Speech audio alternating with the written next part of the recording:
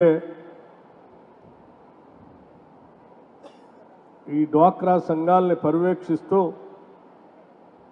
నిత్యం మీ అందరికీ ప్రభుత్వ పరంగా రావాల్సినటువంటి వ్యవస్థల్ని పనిచేపిస్తూ ఉన్నటువంటి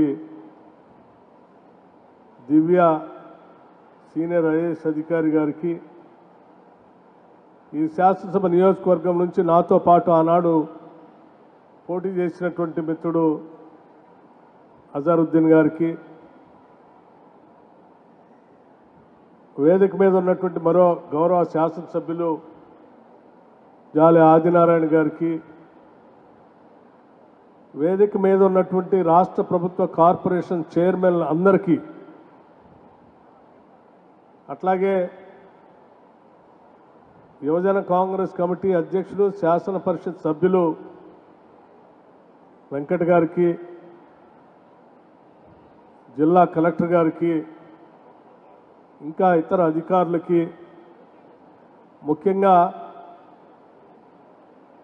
సెల్ఫ్ హెల్ప్ గ్రూప్స్ ద్వారా వడ్డీ లేని రుణాలను పొందుతున్నటువంటి లబ్ధిదారులందరికీ పేరు పేరున ఇందిరమ్మ ప్రభుత్వం తరఫున నా హృదయపూర్వకమైనటువంటి నమస్కారాలు తెలియజేస్తా ఉన్నాను.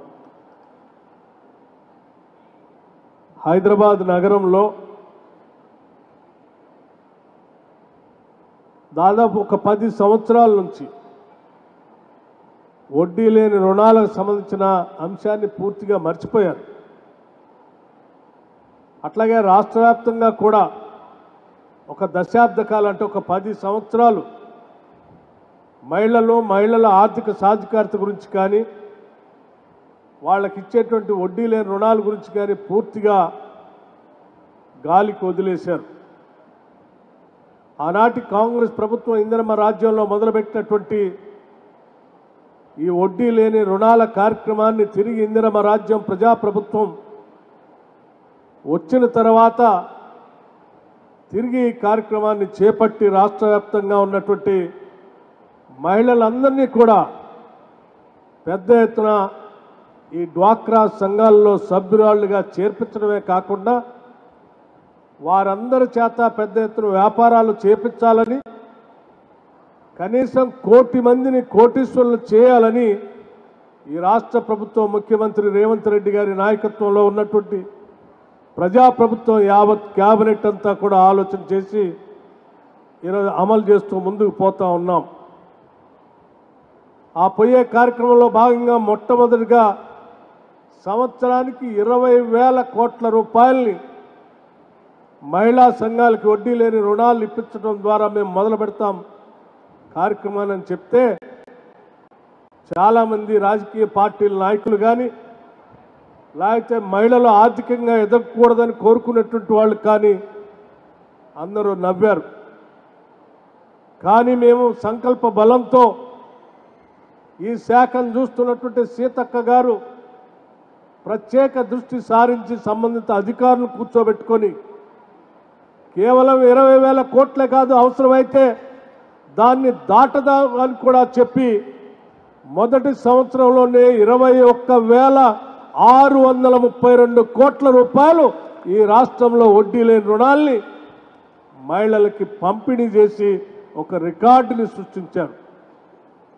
ఇది కాంగ్రెస్ ప్రభుత్వం యొక్క సంకల్పం. ఈ రాష్ట్రంలో ఉన్నటువంటి మహిళల అభివృద్ధి కోసం ఈ రాష్ట్ర ప్రభుత్వం చేపడుతున్నటువంటి ఫలితాలని చెప్పి ఈ సందర్భంగా మీ అందరికీ మనవి చేస్తా ఉన్నాం.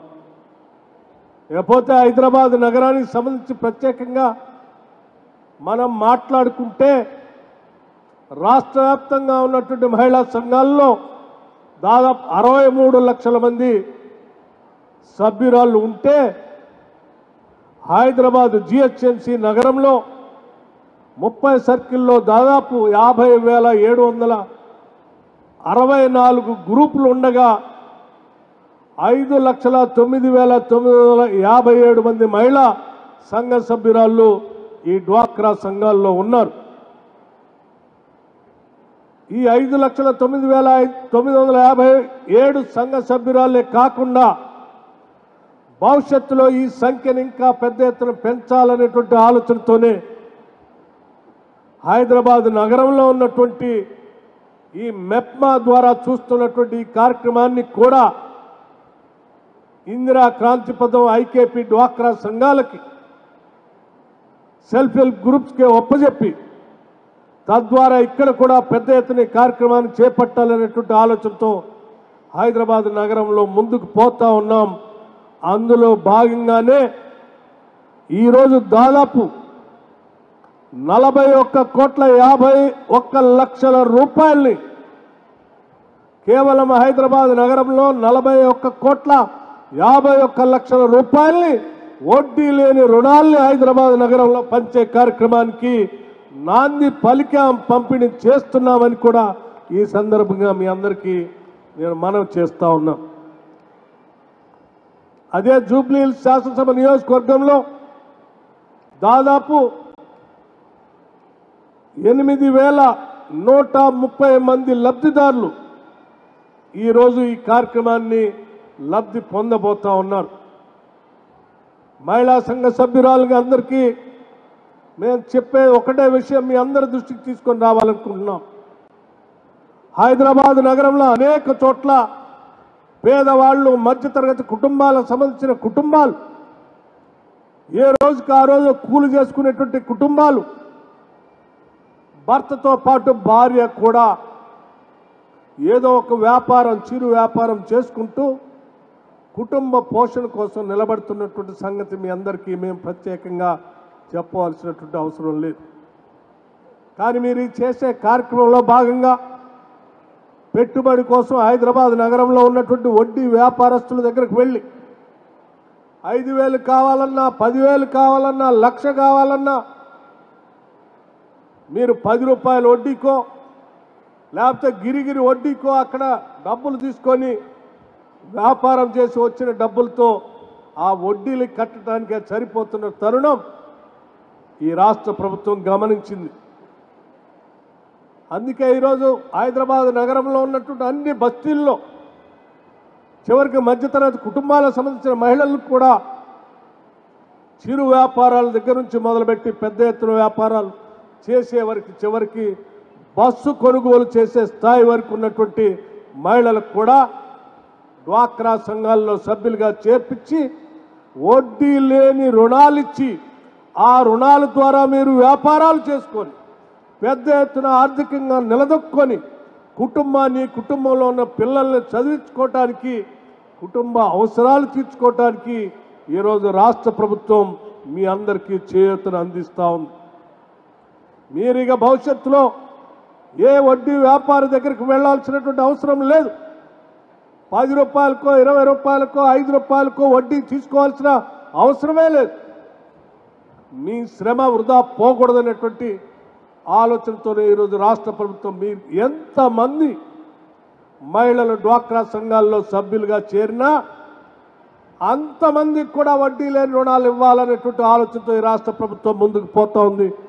మీ ఆలోచనని ముందుకు తీసుకొని వెళ్ళి నగరంలో అనేక వ్యాపారాల్లో ఈ రాష్ట్ర ప్రభుత్వం ఇచ్చేటువంటి వడ్డీ లేని రుణాల ద్వారా వ్యాపారస్తులుగా మారి ఆర్థికంగా నిలదొక్కుకోవాలని చెప్పి రాష్ట్ర ప్రభుత్వం ఆశిస్తూ ఉంది, కలలుగంటా ఉంది మీ అందరి తరఫున. అందుకే చాలా ధైర్యంగా రాష్ట్ర ముఖ్యమంత్రి చెప్తా ఉన్నాడు,